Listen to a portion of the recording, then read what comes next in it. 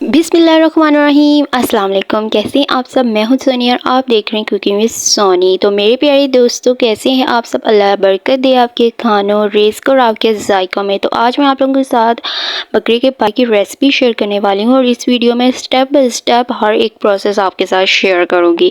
तो इसके लिए आपको मेरी फुल वीडियो वॉच करनी पड़ेगी। तो स्टार्ट करते हैं। बिस्मिल्लाहिर्रहमानिर्रहीम। सबसे पहले जो आए हैं इनको आग से अच्छी तरह से हीट दे देनी है। इसका फ़ायदा जो है कि इससे इसके बाल जो हैं वो बिल्कुल रिमूव हो जाते हैं और उसके बाद इसको नाइफ़ की मदद से इसके सारी स्किन रिमूव कर देनी है। सारी स्किन रिमूव करने के बाद इसको पानी में भिगो देना है ताकि ये बिल्कुल सारा अच्छी तरह से खुद ब खुद साफ़ हो जाए। 2-3 घंटे भिगोने के बाद अब यहाँ पे इसको मैं एक बार फिर अच्छी तरीके से पानी से वॉश कर लूँगी। आप देख सकते हैं कि बहुत अच्छे तरीके से ये साफ़ हो गए हैं पाए। और अब इसके बाद यहाँ पे आग जलानी है, जो कि बिल्कुल मैं थोड़ा सा देसी टच दे रही हूँ इस वीडियो को। तो यहाँ पे लकड़ी लगा लेनी है अच्छे तरीके से और फिर यहाँ पे मैंने लगा ली है आग। और आग लगाने के बाद अब यहाँ पे सबसे पहले पाए ऐड कर लेने हैं। इसमें पाए ऐड करने के बाद अब यहाँ आप लोग देख सकते हैं कि अच्छे तरीके से मैं इसमें पाए ऐड कर रही हूँ हांडी में। और इसके बाद यहाँ पे तकरीबन 2 से 3 मग इसमें पानी ऐड कर लेना है, यानी कि ये बिल्कुल फुल जो है वो पानी में डूबने चाहिए बहुत अच्छे तरीके से। अब इसके बाद साथ ही मैं ऐड कर रही हूँ 2 अदद मीडियम साइज़ के बारीक चॉप्ड हुए हुए प्याज इसमें मैं ऐड कर रही हूँ। प्याज ऐड करने के बाद साथ ही यहाँ पे गार्लिक और जिंजर ऐड कर लेना है। इसका पेस्ट नहीं बनाया, इनको इसी तरह कट करके ऐड कर लिया। और फिर इसके बाद यहाँ पे तकरीबन 2 चम्मच जो है वो नमक ऐड किया है मैंने। और 2 चम्मच नमक ऐड करने के बाद साथ ही यहाँ पे मैंने ऐड की हैं 2 अदद पिसी हुई लाल मिर्च की चम्मच।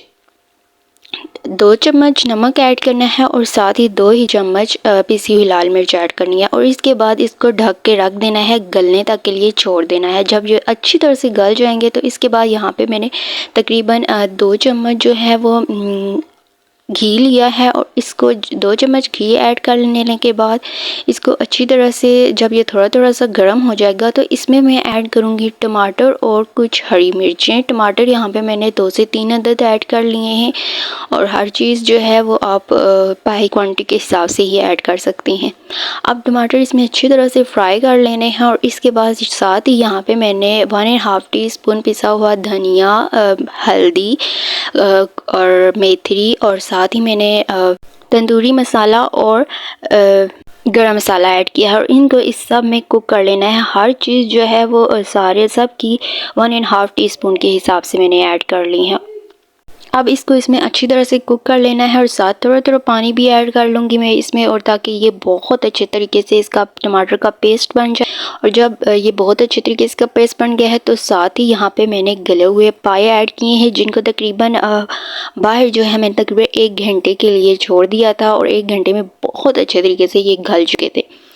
और यहाँ पे अब 1 बाय 1 स्टेप बाय स्टेप करके अब इसमें ऐड कर रही हूँ। और इसी दौरान मेरे प्यारे दोस्तों, अगर आप इस चैनल पे हैं न्यू, चैनल को काइंडली सब्सक्राइब कर दें और वीडियो मेरी अच्छी लग रही हो तो लाइक और एक प्यारा सा कमेंट कर दें।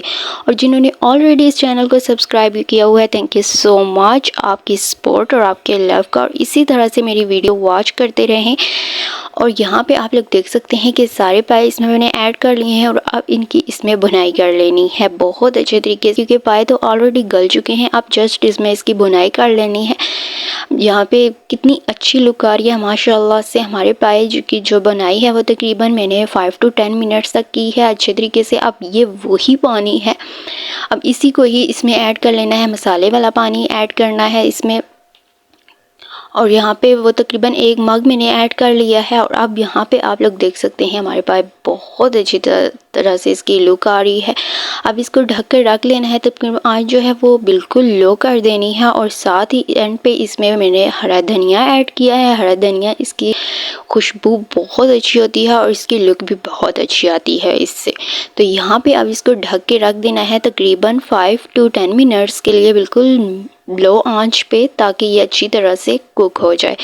अब यहाँ पे जब ये मसाला है ये सारा, इसका तेल जो है वो बिल्कुल ऊपर उबलना शुरू हो जाएगा, तो यहाँ पे हमारी हांडी जो है हो गई है रेडी।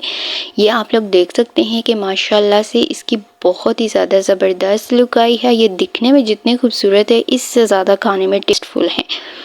ट्रस्ट मी, एक बार ज़रूर ट्राई कीजिएगा और कमेंट में बताइएगा किस किस के फेवरेट हैं भाई। तो यहाँ पे माशाल्लाह मेरे अल्लाह ताला की शान, इसकी नेमतें बरकतें फजीलतें जैसे हमारे खाना जायका और हमारे हाथों में रखी हैं, ये इसकी फाइनल लुक है। आई होप आपको मेरी ये रेसिपी अच्छी लगी होगी। अगर आपको मेरी रेसिपी अच्छी लगी है तो don't forget to subscribe, like and comment. फिर मिलेंगे एक न्यू वीडियो के साथ, तब तक अपना अपने घर वालों का बहुत याद रखिएगा। स्टे ट्यून, अल्लाह हाफिज़, take care and don't forget to subscribe.